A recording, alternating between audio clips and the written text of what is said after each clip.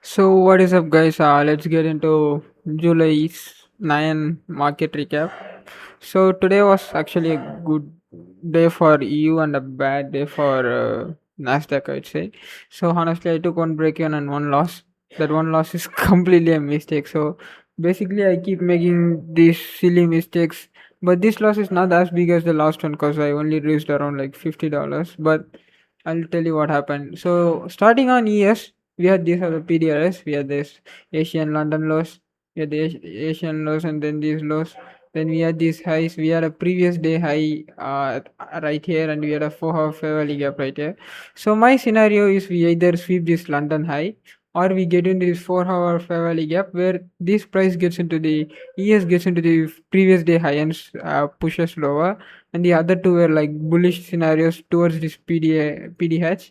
But the thing was, this scenario happened. Okay, so basically, we had this happen. How it happened very clean, but we could not enter it obviously because the NI open manipulation was quick. Price did a whole swing into the 30-minute fair gap and pushed higher so fast. I could definitely not be able to enter that shit, but that's fine. Okay, we had this move up. Okay, I did a mistake, I guess. I Okay, let me come to this again. So we did this move up and price took this previously high. Now what I wanted to see was we could sweep this and push lower to take this Asian lows. So that's what I wanted to see. So I wanted to see a entry shot. So basically what happened is we had a 15-minute inversion. Okay, basically the 15-minute fair value gap got inversed at this point.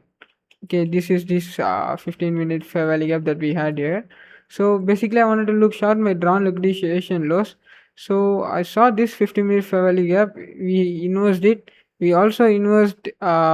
We didn't invest this in Nasdaq. Nasdaq.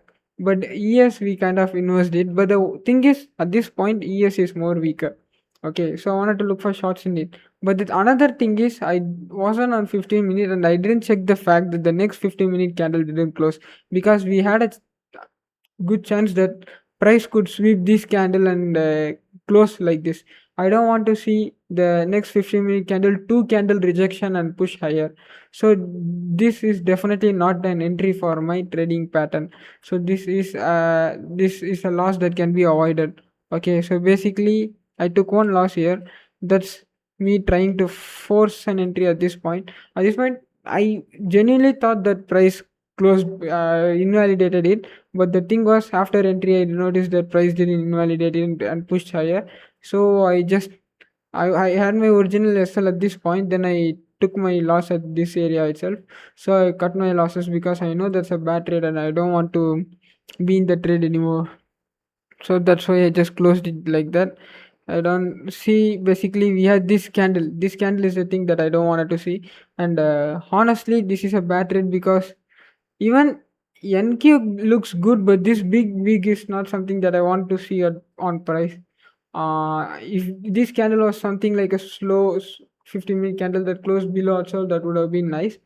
But so this is honestly an avoidable loss. This was original was 80, but I took out on around 57. So this is one bad trade, and the bad trade, it's my fault because there was no valid entry. So I get this feeling that I'm making these mistakes where it's just like I'm not taking statistical loss at this area. I took a loss that I shouldn't have taken. Okay, this is a mistake trade. Okay, so this is something I need to fix my executions. Okay, so the other trade was on EUSD. So what we basically had was we had this 4 hour fair value gap and this 1 hour context being given, and we had a SMT with this EU where EU didn't come into this 4 hour fair value gap, or did it come inside the Asian loss? So only one scenario right here. I just want to see price move higher. That's it. Okay, one simple scenario, that one short scenario that I'm sure could happen. If happens, I'm taking a trade kind of thing.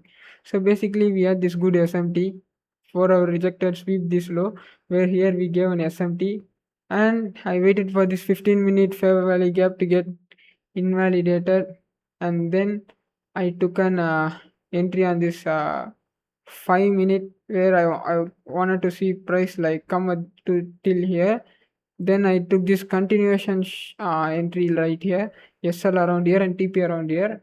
So this is because like we had like EU being stronger and GU being weaker, it still had 4 hour context to deliver. So I'm looking for higher prices, obviously, and the target was this wing low, and we had a London high at this area. So the one thing that I could have done is I could have kept my SL somewhere around here. Then I could have moved in a way that I target the next closest drawn liquidity. The next closest drawn liquidity is the London liquidities, which should be the ones that I should have been targeting because that's the closest next drawn liquidity.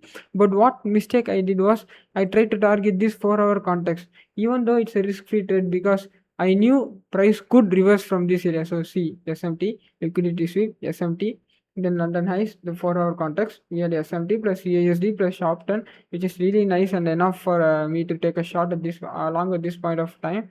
But the thing is, the London loss narrative and the 4 of Family Gap with SMT in GU, which is everything is really good.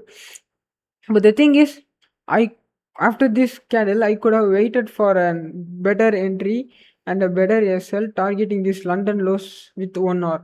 That would have been the best entry because we know that's the closest drawn liquidity.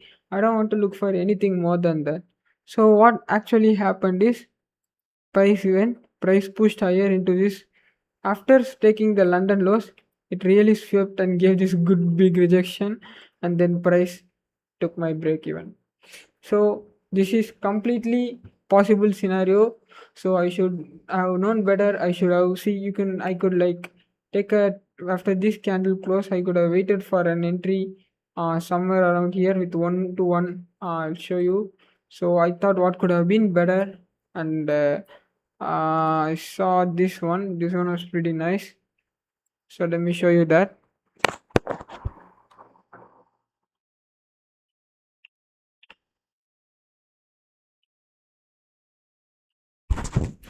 So as I was looking, we had this CISD and everything, and then probably the best entry here would be um somewhere around like here, or maybe after here also I could take something like this and target this. This is 1.2.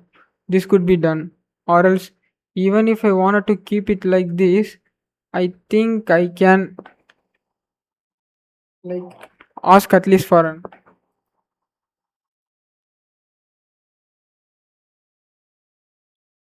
1:1. 1:1. Minimum 1:1 I could have taken. So basically, this is something I have to learn. The fact is, I want to have the closest drawn liquidity as my uh, uh, TP, or maybe slightly above, but this was kind of big and was a valid rejection, and then price came lower, took me out, and right now I think it's gonna deliver higher again, but doesn't matter. After this point, it's low probability for me, so yeah, I could have done better, but yeah, this is a mistake I made. So even at this point, what I will say is to myself is my plan and my strategy is working really good. The thing that I have to fix is my execution. I need to practice myself to see my edge more clear and take better setups because we had a clean CASD, and we could have even like taken a trade at like any point like this candle or this candle or anywhere, and a smaller SL would have also worked. Okay, because we have these 250 minutes for value gaps created, right? So there's like uh, a lot of better opportunities for me at this point. Okay, so I should like think like what can be the better entry that gives me a minimum 1 to 1 order with a high probability scenario because winning trades are taking getting break even at this point, and the mistakes are getting treated as losses, and then the low probability, and then I'm taking statistical loss. So to be really profitable, I need to stop making mistakes. If I stop making mistakes, my win rate is going to be really good, and my I would still be taking statistical losses, but it's definitely going to be good. Okay, so that's something that I need to work on, and I will work on. I will journal this, and I will uh, get better eventually. I wouldn't say this is a bad trade, but yeah, this. Oh yeah, that's it. Yeah. So after this trade, I locked my account. I don't want to do anything retarded. So I just called it a day. So I'm going to be back testing this February month data and going to see if I can see my age clearly, if I can recognize my age and pattern clearly. So I'll be doing that. So yeah, that's it. Thank you.